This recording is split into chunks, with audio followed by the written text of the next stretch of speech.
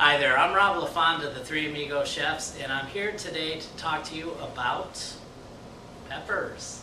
And as you can see by our colorful display, we have an array of peppers here, and I just want to talk a little bit about some of the characteristics of them in terms of flavor and application, and just give you an idea of how they are suited for various types of foods. In this case, I have quite an assortment, and as you can see here, we've got some bell peppers. This is probably the most mainstream of all of the pepper varieties. It's the one you most commonly see in the stores, and now the varieties or the color types that you're finding now are getting quite interesting. So not only do you have your typical green bell pepper, but you have your reds, your oranges, your yellows, there's purples, there's shades of brown, there's speckled type varieties as well. So there's quite a good variety of those peppers out there. And this pepper is a very mild and sweet pepper. Next is, I'd like to talk to you about a poblano pepper. And this pepper is sort of, it's a heart-shaped pepper. It's got shades of dark green and almost a black hue to it. And this is one of the staple peppers for Mexican cuisine.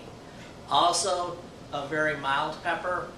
On the chart, it's really at the bottom of the range, and I'm actually going to talk about the Scoville chart here before we go too much further along. Next pepper is a banana pepper, and this pepper is named, or was named initially because of its shape. It does resemble a banana, both in color and in shape. It also is a very mild pepper. There are some hybrids or varieties that do tend to have a little bit more spice, but it's also really on the lower end of the scale in terms of spice. Our next pepper here is an Anaheim chili. And I've got this pepper actually in two forms, the fresh form and the dried form.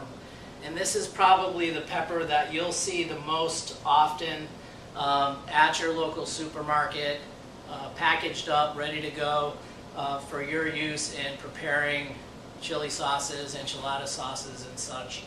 And I would also note that you'll find the Anaheim chili both in green and red. The red is in its ripest form, and it tends to be a little bit sweeter at that point as well. And again, both in red and green.